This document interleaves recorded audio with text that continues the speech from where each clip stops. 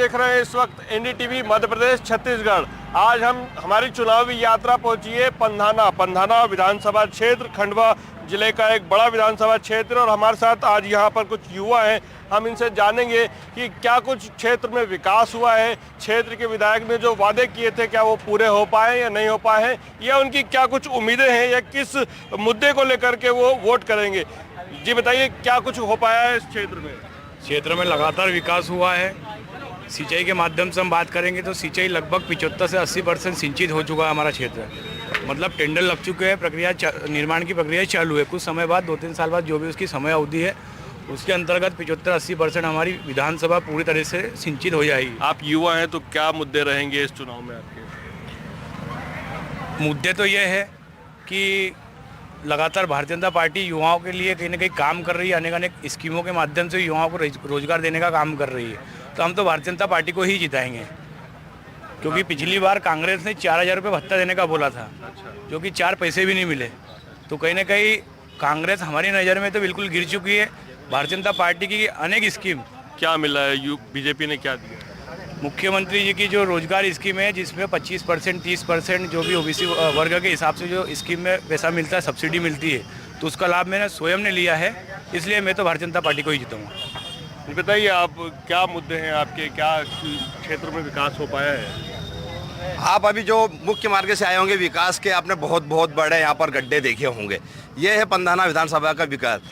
विगत 15 सालों से यहाँ पर भारतीय जनता पार्टी का विधायक आता है, बदलने की परंपरा है। भारतीय जनता पार्टी हर 5 साल में अपना कैंडिडेट चेंज कर देती थी और 5 साल में आता है, अपना विकास खुद का करता है, चले जाता है। आप यहाँ से पंधाना से लगभग सारे रोड देख लीजिए।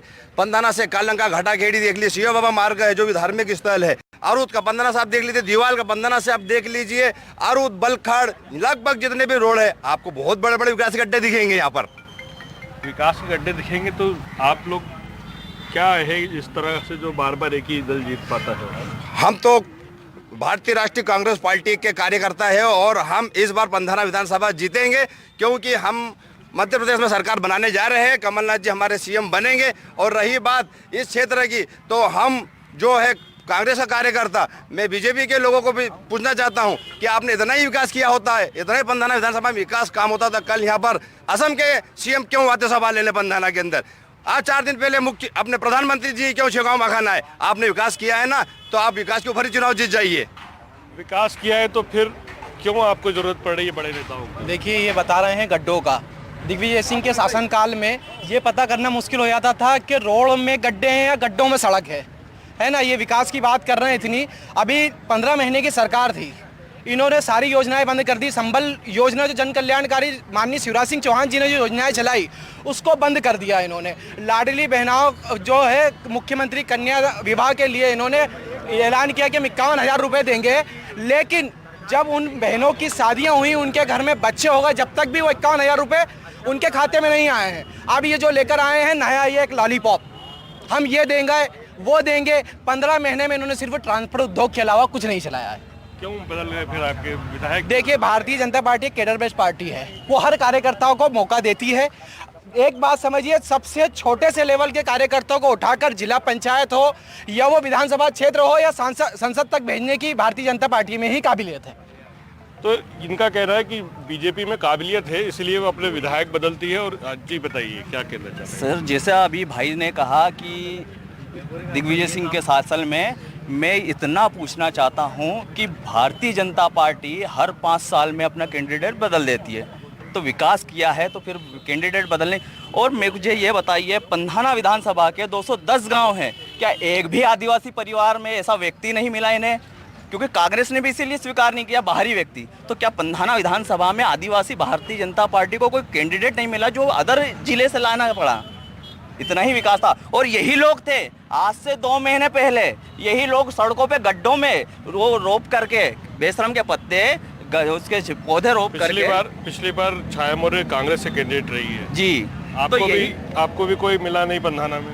सर, हमारे पास तो था, स्थानीय लड़ाई हमने लड़ी थी, लेकिन शीर्ष नेतृत्व में क्या। दूसरी चीज़ यही कि यही लोग थे जो अभी 2 महीने पहले, मात्र 2 महीने पहले पंधाना के गड्ढों में बेशरम के पौधे गाड़ रहे थे और कह रहे थे इसी पार्टी की बुराई कर रहे थे, और आज वही अपना विकास बता रहे हैं वही गड्ढों को। क्या मुद्दा रहेगा आपका? हमारा मुद्दा रहेगा पंधाना की सड़कों का मेन कायाकल्प करना। दूसरा, यहाँ पे बीजेपी ने 20 साल से जो शासन करा है उसमें ना तो पंधाना में कोई भी रोजगार नहीं लाया। हमारा सबसे पहला उद्देश्य यही रहेगा कि कोई ना कोई फैक्ट्री या उसकी पहली प्राथमिकता की जाए। तो क्या लगता है कि जो आपने कैंडिडेट बदला है और जो एक नया कैंडिडेट उतारा है यहाँ पर, जिसका विरोध भी हो रहा है कि बाहरी है, तो क्या लगता है कि कुछ बाहरी होने से फर्क पड़ेगा? बाहरी होना कोई मुद्दा नहीं है। जब सोनिया गांधी विदेश मूल की थी तो भारत ने उसको भी स्वीकार किया था। तो छाया मोरे जी हमारे मध्य प्रदेश की ही है, तो हमें भी उसे सहर्ष स्वीकार करना पड़ेगा।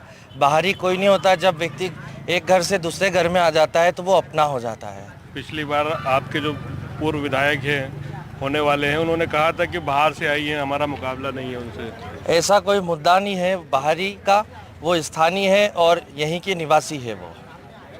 तो क्या मुद्दे रहेंगे आपके? क्या कितना विकास हो पाया है मतलब पंधाना में? विकास अपनी चरम सीमा पर है। माननीय मुख्यमंत्री और देश के प्रधानमंत्री अपनी योजनाओं को लेकर के आगे बढ़ रहे हैं। उन्हीं की पंधाना में बताइए कि क्या यहाँ पे कोई कल कारखाने हैं या कोई ऐसा कोई रोजगार का संसाधन है जो विधायक जी ने यहाँ स्थापित कर पाया? विधायक जी ने अपने कल कारखाने स्थापित करने के लिए बोरगांव में एक स्वीकृति दिलाई है और आगे भी उनका प्रयास रहेगा कि यहाँ पर रोजगार उद्योग धंधे लिए जाएं। रोजगार की क्या व्यवस्था है यहाँ पे?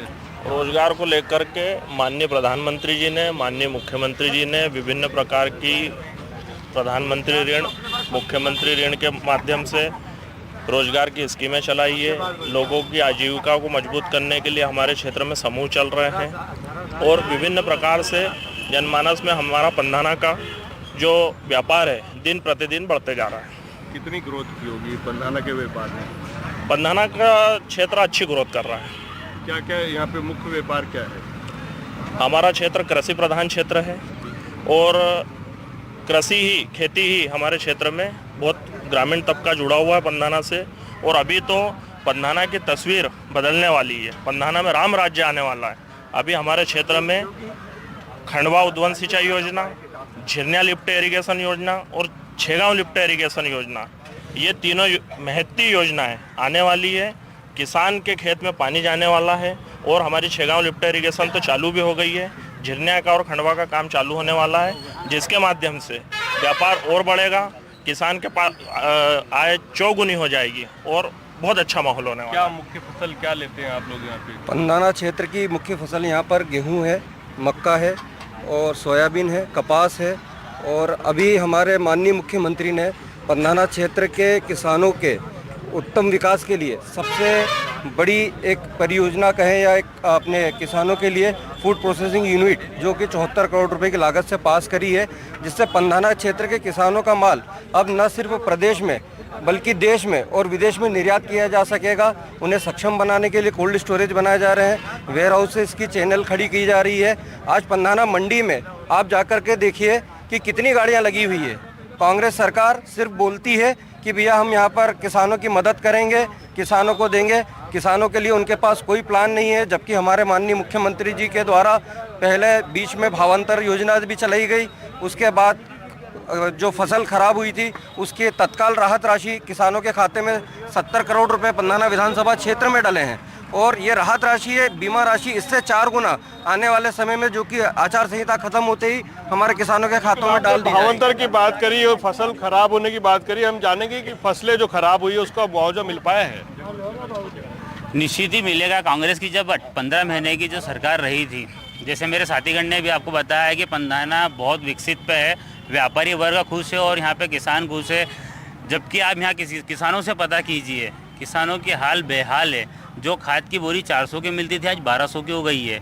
ये बोलते हैं किसान सम्मान को दिए 2000 रुपये, आप 8000 रुपये तो उनसे खींच रहे हो 2000 रुपये दे के। किसानों को क्या भला किया? अब इनने अभी बात की कि पंधाना का जो व्यापार है वो विकसित हो गया है। यहाँ के स्थायी और अस्थायी जो फुटकर व्यापारी, उनसे आप पता कीजिएगा। जो पंधाना में मंगलवार यहाँ लगता था हाट बाजार, आज उसकी स्थिति क्या हो गई है? बाजार खत्म हो गया है, व्यापार डाउन हो रहा है, कोई व्यापार स्थिति विकसित पे नहीं है, डाउन होती जा रही है दिन पे दिन। तीसरा इनने मुद्दा मुझे बोला कि खंडवा लिफ्ट इरिगेशन ये आ रही है, किसानों के लिए सौगात आ रहा है। तो उसकी डीपीआर किसने बनाई थी मेरे महाराज? 15 महीने की कांग्रेस सरकार ने बना के दी थी डीपीआर, तब जाके वो पास हुई है। वहाँ तो आप डीपीआर बनाने के लिए भी तैयार नहीं थे। कांग्रेस सरकार ने 15 महीने में डीपीआर बनाई थी। माननीय सचिन यादव जी लेके गए थे और कमलनाथ जी से डीपीआर तैयार करवाई थी। डीपीआर कांग्रेस ने बनाई है। 60-70 साल हो गए, कागज के फोतरों पे उसको घुमाने से कोई योजना पास नहीं होती। उसका बजट, उसके पैसे, उसकी पूरी योजना शिवराज सिंह चौहान ने पास करी है। और ये जो बोल रहे हैं कि असम के मुख्यमंत्री को क्यों बुलाया, तो आप भी बुला लो ना। ये तो चुनाव चल रहा है, खुला मैदान है, खुली प्रतियोगिता है। आपके पास कोई मुख्यमंत्री है ही नहीं आने वाला। यहाँ पे प्याज और अरबी भी बहुत होता है। यहाँ पे प्याज की क्या स्थिति है? यहाँ पे भाव मिलते हैं प्याज के? उससे पहले मैं एक बात कहना चाहूँगा। इन्होंने कहा असम के मुख्यमंत्री को बुलाने की जरूरत थी। अभी आप 2 कदम चल के जाइए और गली में मोड़िए, छोटा सा शौचालय बन गया रातों रात। शौचालय था नहीं, खुले में शौचालय बना दिया है। दीवार है नहीं तो क्या इंसान ऐसे जाके करेगा शौच या मूत्र विसर्जन ऐसे ही करेगा? वो चीजें और रहती है अस्थायी, तो उसको हटवाया जाए। यहाँ गांधी चौक में जिस जगह आप खड़े हो ना, बता दो महिलाओं के लिए शौचालय मूत्रालय कहाँ है? यहाँ पे एक जगह भी आपको मिल जाए।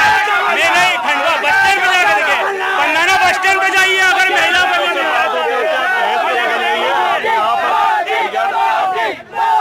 सभी से बात करेंगे, नारेबाजी कर रहे हैं। ये बताइए, यहाँ पे प्याज की फसल होती है, प्याज की फसल में क्या इनकी पार्टी में जय जय कमलनाथ होता है और हमारी भाजपा में भारत माता की जय होती है। ये व्यक्ति की पार्टी है, हमारी संगठन की पार्टी है। मुद्दे क्या रहेंगे? अपन मुद्दों की बात करें। कैसे मुद्दे क्या रहेंगे आपके? मुद्दा हमारा एक ही है, विकास। पहले भी किया है, आगे भी करेंगे। 30 साल से आपकी विधायक रहे हैं आपके, 18 साल से आपकी सरकार है, अभी तक विकास क्यों नहीं हो पाया? कहाँ विकास नहीं हुआ है, आप बताइए मुझे। फिर विकास की क्या जरूरत है? विकास निरंतर चलने वाली प्रक्रिया है। पहले तो आप पत्रकार हैं, क्या विकास एक दिन में होने वाला या खत्म होने वाला काम है?